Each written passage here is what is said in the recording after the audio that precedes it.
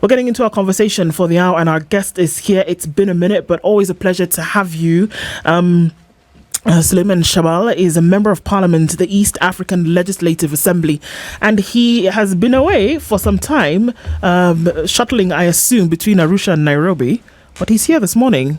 Suleiman, good morning. Good morning. How are you? It's always a pleasure to be here. Like I keep saying every time, this is probably one of the most interesting talk shows, because this is a very challenging talk show. Always starting with some very serious African proverbs. Indeed. Yes. See why I like it? Because now you make it a lot easier. Yeah. Because now CT has gone to a place whereby, some people didn't even know existed to get proverbs from this morning. And now let's welcome you properly with the proverb today. Yes, this is our final proverb from the island republic of Cabo Verde, otherwise known as Cape Verde. In new surroundings, the hen will walk on one leg. That is a little bit too sophisticated for me this early in the morning. I'm trying to figure out, because I've never seen a chicken walk on one leg. So is it walk clearly or stand? This is above my depth here. Walk. It's walk. No, it is not. All you need to do is say what you think. That's it. And that you can do. I'm sure you can imagine. That I always do. Yes. That I always do. And sometimes it gets me into trouble, but... Please we give you permission to get into trouble this morning. Okay. What does it mean to you? What do you think? In what respect? Are you talking about the proverb? About the proverb. Honestly, I have no idea. I'm trying to figure out what it means. Okay, how about we say, when a chicken gets into a new... What did you say? Into a new yard. Into a new what? In new surroundings. In new surroundings. The hen will walk on one leg. How about we change walk to stand? In new surroundings, the hen will stand on one leg. I've never seen that. They do. But you see, I'm also trying to understand why would a chicken walk on one leg or stand on one leg? Maybe I haven't lived on a chicken farm. But I guess in new circumstances, people would tend to be a little bit extra cautious. Maybe that's my simplistic interpretation of that very deep proverb. Voila. When you're on one leg, if you want to move forward, you'll have to hop. Yeah. Or if you want to stand still, you've got to balance. You have to balance. So one leg means movement is limited. And in new surroundings, you're spot on. One is likely to be cautious. When you're cautious, you don't move. Or if you move minimally. Yes. Until you are now sure of your footing. Then you actually move forward. Yes. Your flowers all the same, Suleiman. Did you know, Mheshimiwa, that one of the unique things about Cape Verde, Cabo Verde, is that it's one of those unique countries on this planet where the population of its citizens outside the country, in the diaspora, are actually more than the citizens who actually are in the country. There are a few other examples to that. Yes. The Seychelles is one. Yes. There are only 90,000 people in the Seychelles. But there are more outside. Yes. If you take the example of Ireland, there are more Irish people living outside Irish, in fact, in the US than living in Ireland in itself. Ireland, yeah. Yeah. There you go. Many Irish states in the US. Correct. Yeah. So, Mheshimiwa, how are things at EALA? Let's start there. Being in Arusha, shuttling between Arusha and Nairobi. You asked me about EALA, which is 2.5 hours away. When 20 minutes outside the studio, the country is literally burning. Exactly. I wanted to bring you from outside. I think to right inside. now, let's forget about EALA. Let's talk about what's happening. There's a reason I asked that, and I just need you to answer that. Yes. Coming from outside looking in, how are things out there? Number one, the perception about EALA is a little wrong. We don't actually live in Arusha, nor do we work in Arusha. Arusha happens to be the headquarters of the East African community. Our parliament meets on a quarterly basis and it circulates. So in March, the parliament was actually in Nairobi. In June, it was in Arusha. In September, I don't know where it will be. The community has its own challenges, largely from a funding perspective because some of the states, member states, are not contributing their financial contribution. I think the community, the ESC, needs to be radically reformed because the objective of a parliament is three things: represent, oversight, and legislate. EALA can legislate, but whatever legislation it makes can get stuck at the Council of Ministers and not move on to the summit. EALA can grind to a halt because of a quorum rule that requires that every country must be there. Now, this was done when the East African community was Kenya, Uganda, and Tanzania. So naturally, it made sense if one of the countries wasn't there, that there's no quorum. But today, there are 7 countries. Now, the day DRC has problems with Rwanda, DRC will not come to a meeting in Rwanda. And you have lack of quorum.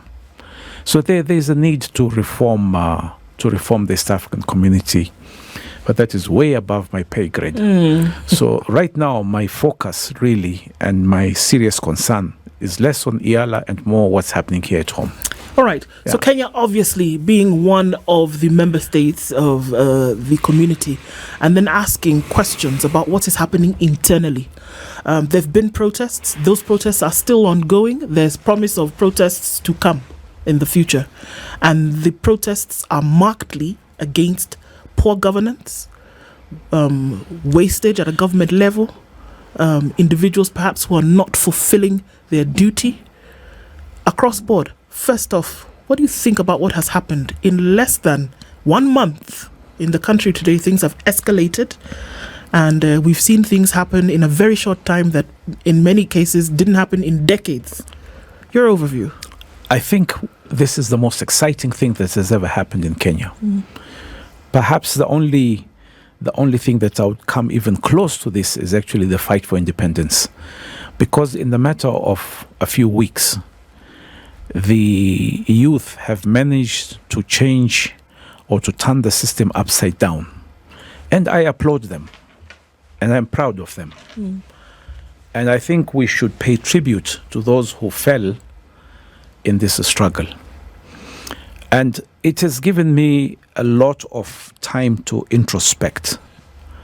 And a lot of the things that have happened have confirmed what I have always believed in my politics. For example, in Mombasa, I arranged training programs for our youth members. And my question was always, don't tell me about the problems. We already know what the problems are. Now, if you aspire to be a leader, what are the solutions? And then you find that, they come together as a group and, very articulate on articulating the problems. Corruption, water, education, tara. Okay, thank you very much. Now we already know that. Yeah. Any standard 8 student will tell you that we have a big problem with corruption. What is the solution? And I think today, when we look at what's happening in the country, the revolution has come. The revolution's arrived. But what next? Where are the solutions? Now, the challenge to the Gen Z today is, okay, you've shaken up the system, you've forced changes, but the next thing now is to start identifying how do we change our country. And this is a golden opportunity for Kenya to reinvent itself. And I have plenty of ideas that, from my own limited political experience, that I think we as a nation must use to change our country. Who? Good question. Because you see, the issue here is not individuals. Individuals change. And I have seen this from many youth activists. I've seen a couple of youth activists, very active, very aggressive, very energized.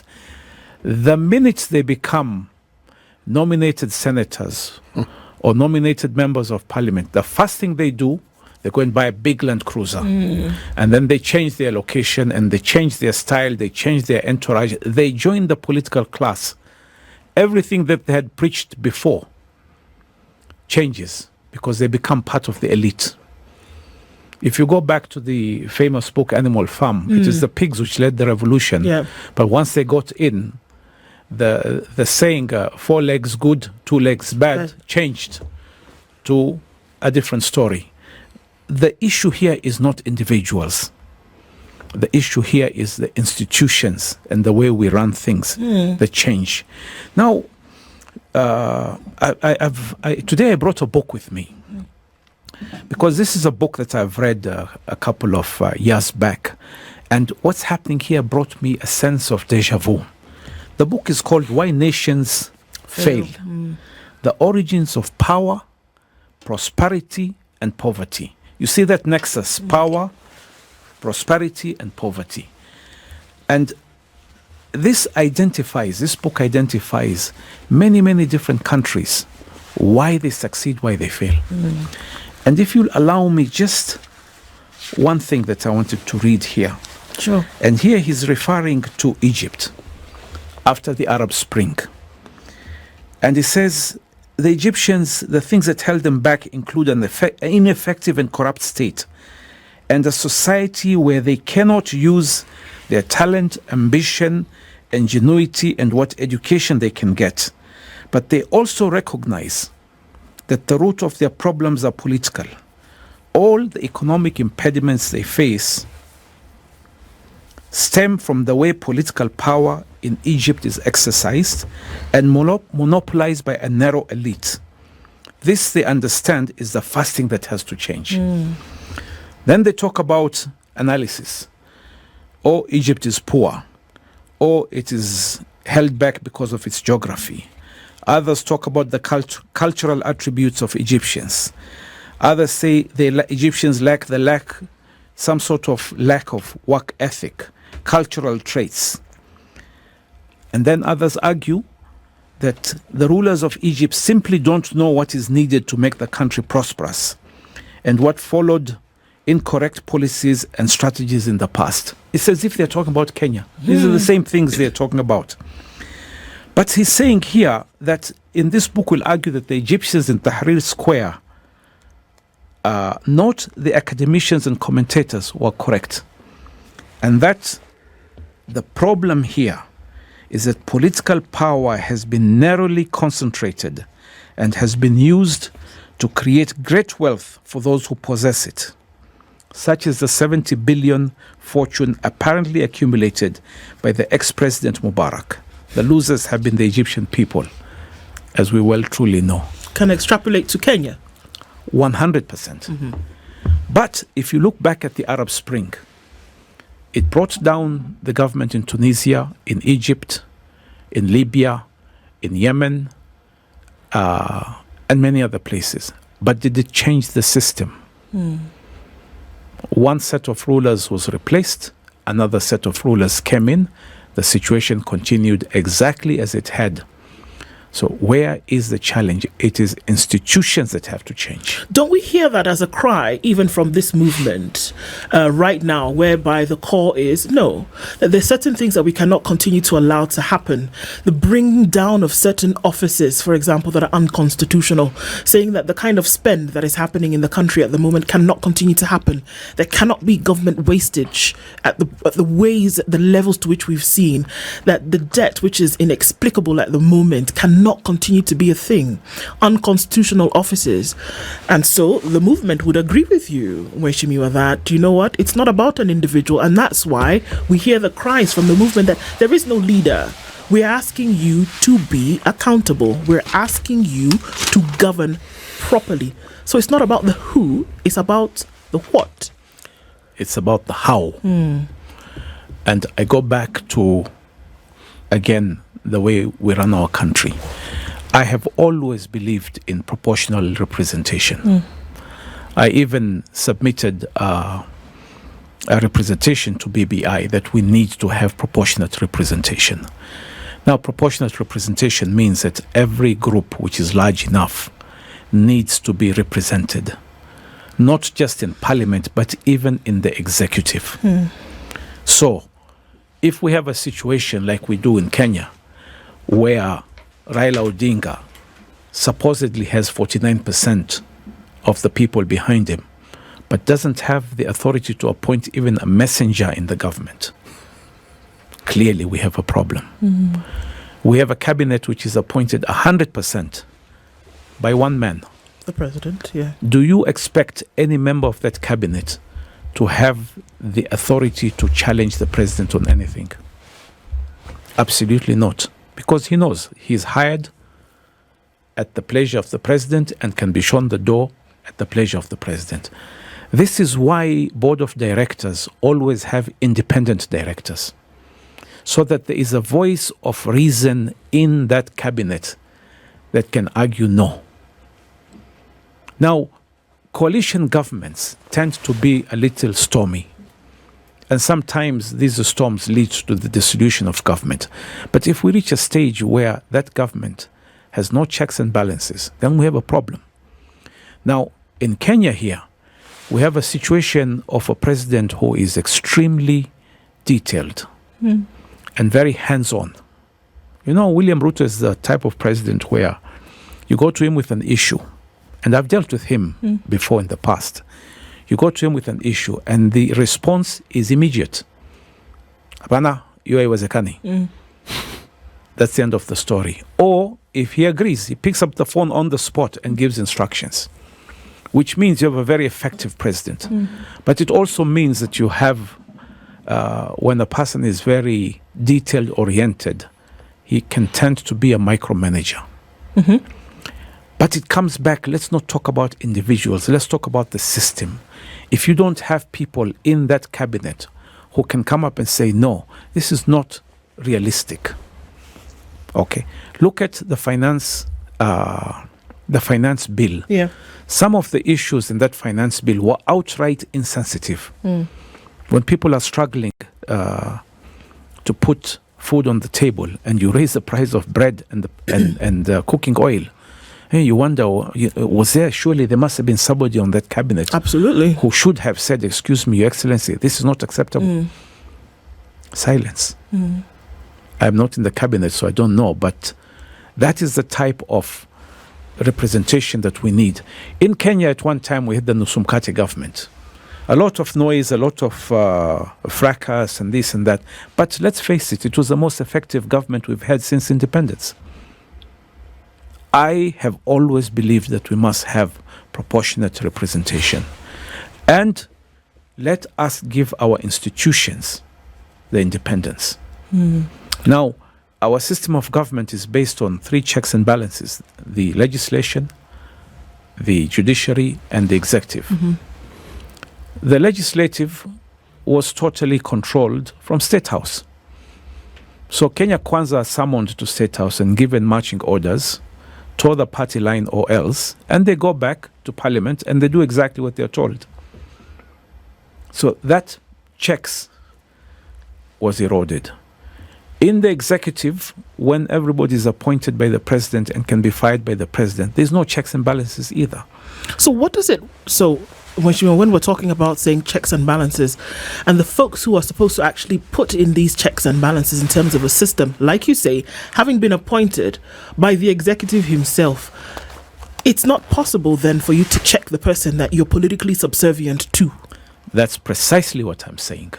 And that's precisely why I have always argued that even in government, this system that we have, this constitution that we wrote and celebrated so much, did not create those checks and balances. And we've seen how they can be subverted, either openly or by design or by default.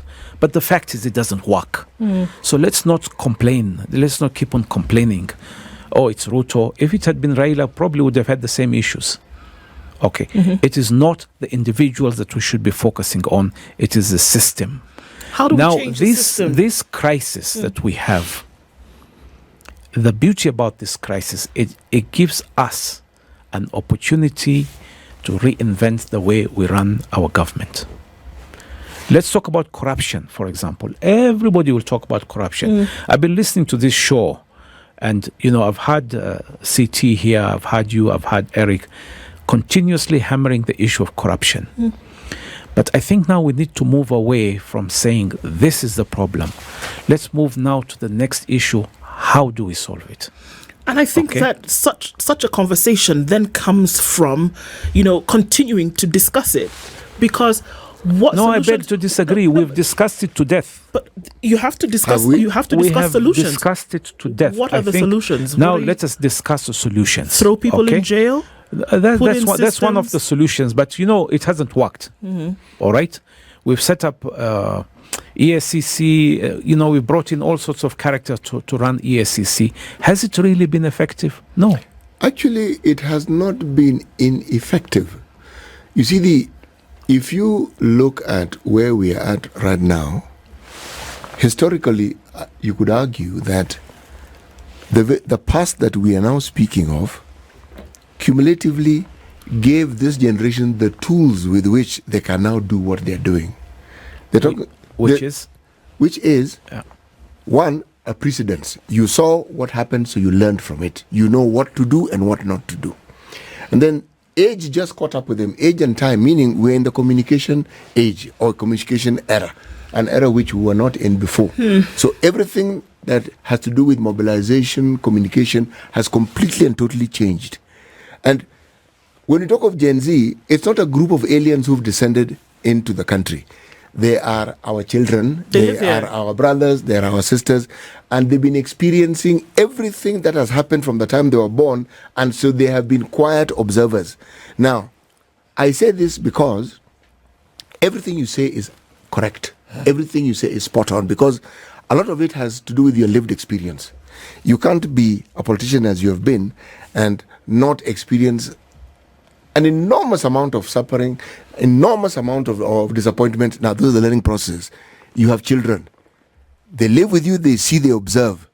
Now, what they observe, they conclude. And they decide, something?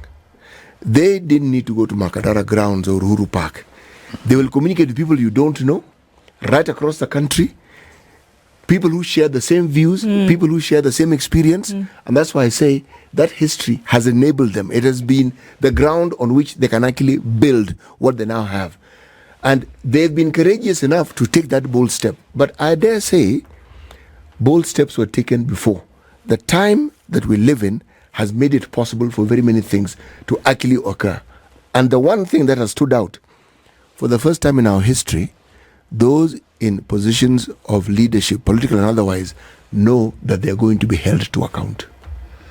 How do you, and we're going to go to a break in a bit, but I just want to tackle before we do, that how then do we institute systems whereby folks will be accountable, that folks will shudder at the thought of doing anything corrupt, and that we're doing it, or we want to bring it about in a time whereby the practice for the longest time has been, well, we're going to do whatever it is that we want. Impunity is rife all over the place.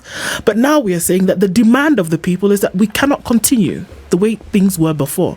There are jurisdictions on this planet whereby the slightest imagination, not even thought or action, imagination of something corrupt is very far from the minds of anybody. And the system demands that you will go and you will do your job as in the way in which it's supposed to be. You will account for every penny, you will account for every action.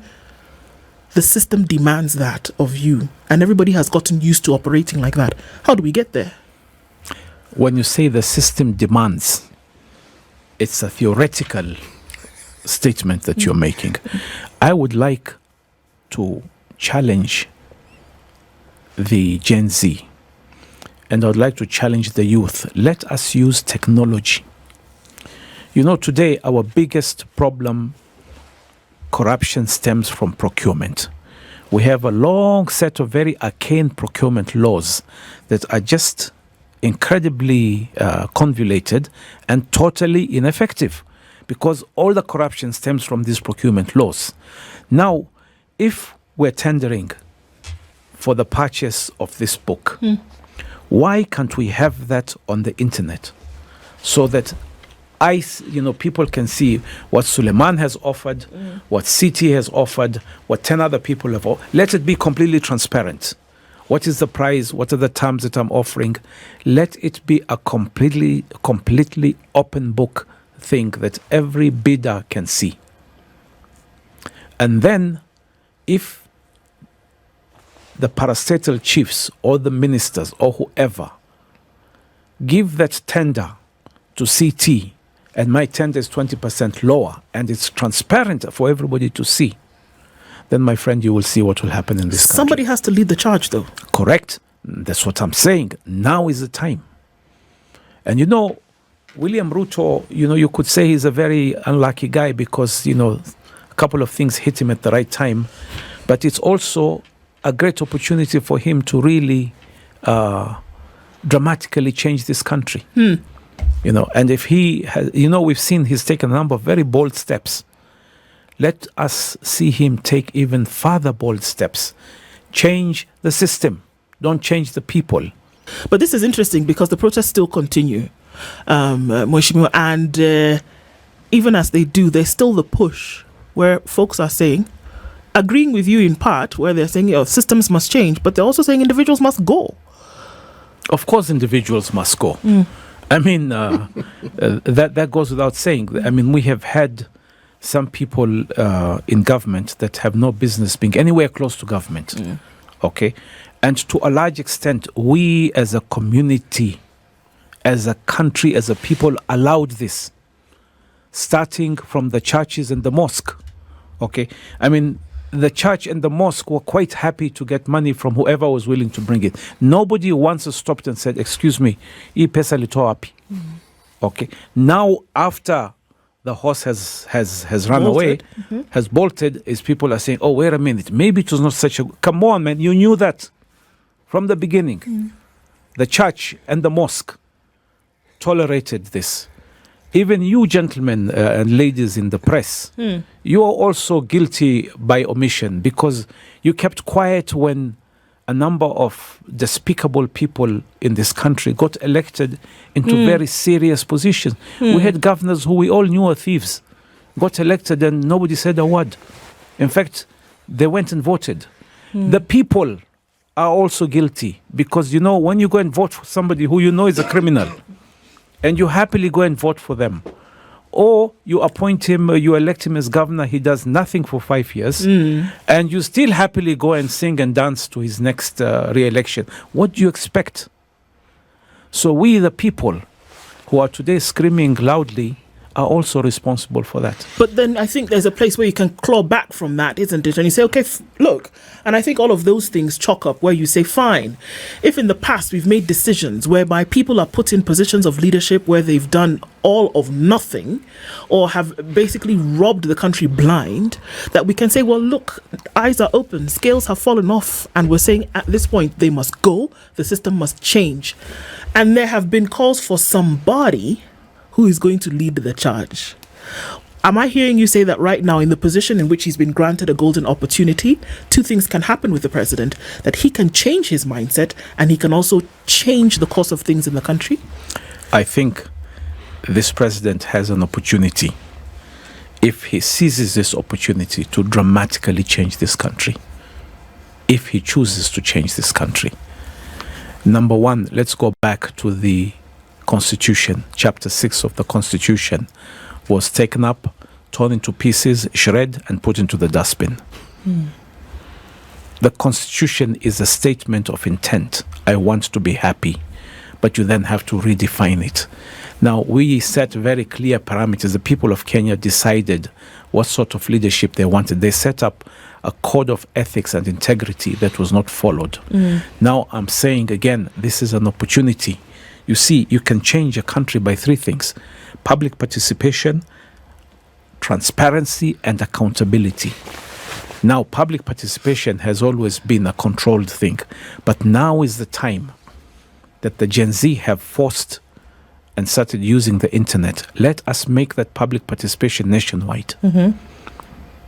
Let us hear their voices loud and clear when this government is going wrong, when it is going wrong, not after it has gone wrong. And we're not talking about just this government, we're talking about the future. So if the youth have finally started getting involved, the next question to them is, how are you going to make sure that we hold this government and the next government continuously accountable? the transparency that we are looking for. I'd like to know what you think about that. I think that there's certain things that the executive can do today. First of all, when we look at the budgets and the way budgets are made for this country, the bulk of the amounts that come in goes out towards debt repayment. And it is becoming clearer and clearer that the amount of debt that Kenya owes can't see where it went because it was borrowed for development expenditure. You can't see where that has gone. One of the cries is for a public debt audit. Audit the public debt and find out exactly where this money went, because when you don't have the money to pay, you go back to the backs of Kenyans in taxes and ask them to bring this money so that you can pay the debt. If Kenyans cannot see where this money has gone, then there's a problem. And Kenyans can say, we don't owe this money. Public debt is one thing that's being asked for, an audit of that. The thing that you talked about, transparency, falls along these lines at the same time. There are certain things that the movement is asking the government of the day to do today, even before you appoint a new cabinet, even before you now start saying, let's recall this, that, or the other person. There are certain things that can be done today, but there seems to be no appetite to actually have those things done, because once you do it, the emperor loses his clothes. So how do you convince, apart from what Gen Z is saying, of us going into the streets until you do it? How do you convince other than that? How do you insist other than going into the streets? Revolution is won on the streets. Government is made in the boardrooms. How do you do it? Let me just say this. Consider for a single second, going onto the streets was exactly not the beginning or the manifestation of the protest. The protest took place in their minds and in their communication and in their understanding. Going to the streets was just now a manifestation of all this. Mm-hmm. And everything that I've seen about this protest tells me that it is meticulously planned and they are clear about what they want, and they've even staged it. From this, we go to this. From this, we go to this. And this is how we go about it. To understand it, you only need to look at Nairobi and how a protest is called because a previous protest was marred by thugs and hooligans who simply rained mayhem. It's called, but there is, people don't go. In my mind, it is clear that it's been communicated, let's not do this today because we have a problem. It's not the government banned the protests. No. Those who would have protested have said, we are not going to do this. Now, why am I making this statement? You said certain things, if they happened, the emperor may be seen to be naked. The emperor is already naked. This is what I'm talking about from the emperor's point of view, that the certain demands that are being made today, the emperor does not want to open up because they will be at the doormouth of blame. This emperor is a bold emperor. Why I say this is, when somebody is willing to sack a parliament that they appointed, okay? Cabinet, yeah. Cabinet. There's a parliament. You said parliament, cabinet, yeah. It's a Freudian slip, but the parliament also fits into that bill. Okay? It does. Yes. All I'm saying is, and this is where I think Mheshimiwa wants to come in, because it's what he's been saying, that look, steps have been taken, we can see we've begun the forward march towards change. But Mheshimiwa, I hand it over to you. No, you're completely right. You see, let's start with debt. The debt problem did not start yesterday. I mean, I grew up as a kid in Jomo Kenyatta's time. City, you and I are dinosaurs. We are Cro-Magnons, yes. But I remember very clearly the president announcing, na leo tumepawa mkopo na sijui serikali ya nani, and we would all clap like it's a fantastic thing that's just happened to us. Okay? So Jomo Kenyatta borrowed money. Kibaki was a little bit more cautious. Moi borrowed money. Uhuru went on a spending spree. It's not the individual. That's what I'm talking about. It's not who is the current president in power and whether we trust them enough to manage this debt. The question is the accountability of how the debt is used must be scrutinized. There must be transparency. There must be more sharp focus on that, which is what Gen Z, the question should be, yes, we already have a debt problem. We know that. The question is going forward into the future. How are we going to use the intellectual power of all these people who are now sharply focused on this to make sure that what happened in the past is not repeated. I'm not seeing solutions being offered. And I'm not saying that I'm the smartest man in the room, but the discussion that we need to have is we've identified the problem. A number of solutions have been proposed which haven't worked. We need to go back to the drawing table and start asking, okay, we know this is a problem. These were the proposed solutions. They didn't work. How do we solve it? Go back to the issue of corruption. Okay? Very strict, very cumbersome procurement laws. They have not worked. So what next? I'm proposing put every tender on the internet so everybody can see it. Other than defense items, there's no reason why everything cannot be on the internet so everybody can see. So the question will be, why is this parastatal buying this at such and such a price? That will be question number one. Question number two, is this really necessary? So there is no way a managing director will put on the internet his procurement attempts to procure things that are not necessary, that are ridiculously expensive. Yeah. It's one way of reducing it. I'm not saying I have all the answers, but I'm saying the time has come where we need to have a discussion on solutions, not a discussion on the problems that we already know exist. That's my thinking. Should there be accountability for where this money went? Absolutely. 100%. Okay. And those who have stolen our money should be held to account. Now, the challenge we have in Kenya, and this is the truth, if you steal 10 million shillings, you go to jail. Well, If you steal $1 billion shillings, you don't go to jail because now there's enough money to share with the prosecutors, with the judges, with even less than that. with If you everything. steal a chicken, you are on bail for 10 million shillings. You steal kilos of meat, you're on bail for 10 million shillings. But you steal billions of shillings and you're walking around the street. You're you can a even be hero. re-elected. Correct. Suleiman, I we've want seen. to ask you this question. You know why? Yes. There's been discussion from, I read it is from religious leaders that the president should not appoint politicians. I disagree with them completely. Not just slightly, completely. You are a businessman. You are also a politician. Okay? If you are appointed to the cabinet, first of all, would you accept it? And if you, I know I'm getting it's personal, but anyway, you and I are friends, so I can ask you personal questions. And if you accepted it, how would we merge and how would we balance this? I say this because we have a country where we have people who claim to be millionaires, some billionaires, and they don't have any business, any industry that supports the wealth they have. You know, CT, this is a very difficult question you've asked. It goes back to the same question that the nation is asking today. Should the opposition work with the government at this point in time? And there are two debates on this. Kalonzo, my good friend, has absolutely refused. He says, no, on a point of principle, I cannot. That's his point of principle. And what principle is this? That William Ruto should carry his own cross. And it's not our job to go and absolve him of his sins. His mess. Yes. Okay. And the minute you join him, you are basically helping him bear the cross of The mess he has created. the mess that has yeah, according to that has narrative, been- yes. according to that narrative. I'm of a different view. Kenya is burning. And when a house is burning, you don't stop aside and say, I'm only a tenant. This is the problem of the landlord.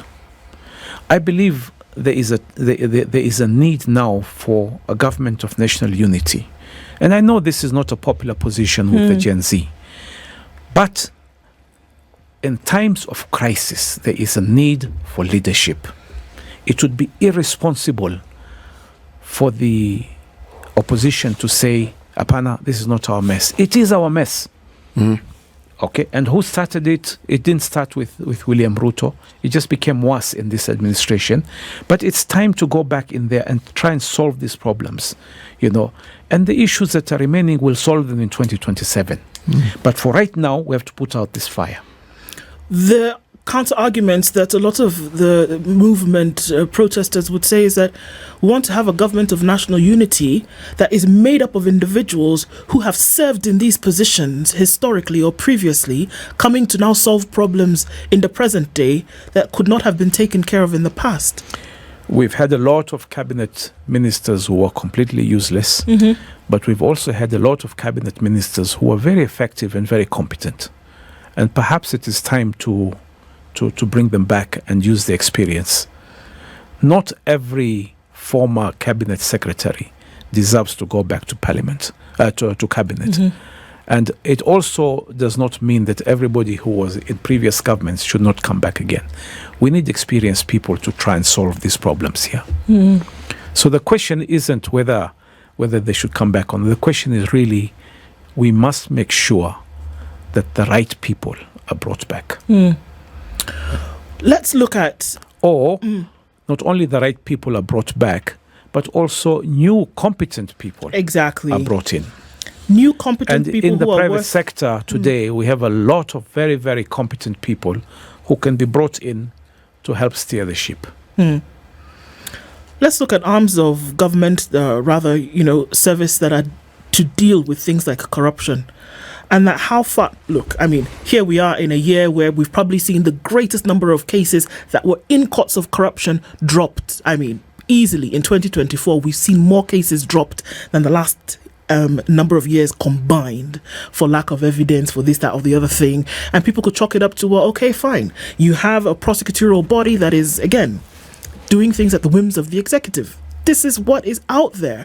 How do you fight corruption? How do you fight some of these things if the very bodies that have been set up to do some of these things are, look, very blatantly, number one, killing its own citizens when we talk about what's happening with the protests? And also then making sure that folks who have been fingered in terms of corruption are being let off the hook. These are some of the things that are also being raised today. How? Again, you are 100% right. And this is the reason why I brought this book, Why Nations Fail. And the central thesis of this book is one very simple thing.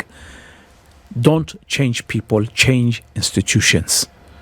We have the right institutions, but unfortunately, those institutions have been subverted, starting first with Parliament. The minute Parliament lost its capacity to create checks and balances, that institution was subverted. The minute you create an executive that is completely, totally, 100% dominated by one man, even that institution got subverted. And the process becomes endless. So our challenge as a nation is, how do we strengthen the institutions that we set up constitutionally and make them work again? That's why I'm repeating again, let's go back to transparency. Let us force this government and every successful government and every, successive government to a level of transparency that this country has never seen before. And that's why the Gen Z, with their capacity to utilize IT, play such a critical role. I'm going back to my politics in Mombasa, where I was challenging the youth. Don't stand up on a platform and start talking about corruption. We already know. What is the solution? The challenge to the Gen Z today, okay, you've started the revolution, you've taken it to a very good state position. So did Tahrir Square, the Egyptians. So did the Tunisians. So did the Yemenis. What is the end goal? How do we convert the gains that have been made into institutional changes that will change this country? I'm even throwing the challenge to the current president, that Your Excellency, he has an opportunity, a golden opportunity to change this country. Do you think members of cabinet and those who sit in these positions should be paid less? I think we're focusing on trivial issues. No, I don't think it's trivial because a lot of the wastage, and austerity issues and measures that we talk about stem from these very offices, which use huge amounts of money on a daily basis to do things that they have no business doing. And that's one of the very clear clarion calls from this movement, that there's wastage right at the office level. The wastage is not in the salaries. The salaries, by industry standards, cabinet secretaries are not massively overpaid. I can tell you that. Okay. The issues is that government wastage is money being spent on things that are not productive for this country. When you send people on trips and you take 30 people and everybody is being paid a per diem of $1,000, and then you calculate the total cost of that trip and it adds up to $500,000, and then you wonder, wait a minute, what did we benefit out of this $500,000 spent sending 20 people to New York? Okay, that same $500,000, had it been spent by this government or by any government building water pans, mashinani, for drought areas, okay, that same money being used more productively is of value to us. CT, you are talking about Krugman. He's a very interesting economist. The difference between the individual household and government is that when the household is broke, when the mzee is broke, he starts reducing expenses. Cut down on expenses. Government, by its very nature, cannot afford to stop spending because that's what drives the economy. It's a very interesting. It's extremely interesting because the theories of austerity, as he states repeatedly, all the research that has been done, the austerity theory has fallen flat on its face. Correct. Yes. So the issue here is not government to stop spending. Government, by its very nature, has to spend because it's the biggest employer, it's the biggest source of money in the country.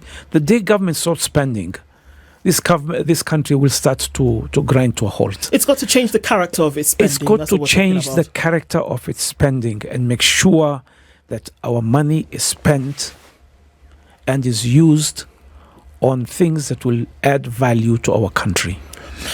Well, Shimon, I think that a lot of that we see are symptoms. When we see the eruptions here and there, where we see the things that have been happening, these are symptoms of a very, very big problem. And I keep giving the example that when a surgeon finds a cancer, it doesn't have a debate about, okay, well, let's take a little bit of this cancer out and let's see what happens. No, it's radical in nature. It cuts out the entire thing and then says, now, let's start to build the cells so that this body can start to heal. Is it not time for radical surgery in Kenya? That's exactly what I was saying. That it is now an opportunity for this country to reinvent itself. Crisis is opportunity. Now, let's come back to your cabinet secretaries. You see, we want a government of the people, by the people, for the people. Correct? But the cabinet is appointed by one man. Right. I am proposing a slight change in the way things are done. Okay, you appoint the cabinet secretary. You're the president. You came in with a set of policies and we agree to that. But let's now tweak the system a little bit. Every cabinet secretary must come out with 5 key deliverables that are open and are public. I will do 1, 2, 3, 4, 5. In addition to running his ministry. Yeah. That's something that. But we now need to hold him accountable to those 5 deliverables. Him as the individual. Across board. But then I want an advisory board from that industry which will sit and debate with the cabinet secretary and say, out of those 5 priorities, we agree with 3, but change these 2. Because we've seen government many times come up with initiatives that industry rejects. Yeah. So if it is in the Minister of Health, he needs to come up with, these are the 5 deliverables that I will do in the next 5 years. Yeah. There needs to be a board appointed from the industry that is an advisory board. This advisory board has 2 roles. Number 1, to make sure that this cabinet secretary stays true to the 5 priorities that we want as a nation. and that he's spending that money that he's supposed to spend properly, and should also advise the government or the president, Your Excellency, this is the way to go. This cabinet secretary of yours, Nimaziwa Lala, he has to go. It's interesting, and we need to see what's going to happen. But I mean, our time has run out. Suleiman Shahbal, Member of Parliament, East African Legislative Assembly, thank you for being here this morning as we look into some of these matters, which will definitely come to a head in a very short time. Always a pleasure to have you here every day. Thank you. Thank you very much. As a conclusion, I am very optimistic about the future of our country. Yeah. Okay. The challenges that we are going through are actually good for the country. Gen Z has done this country proud, but we need to build on what has been achieved and look forward to changing our institutions rather than focusing on individuals. That's my parting message. I remain forever optimistic about our country. Good way to end it. This is the Situation Room, the only way to start your day.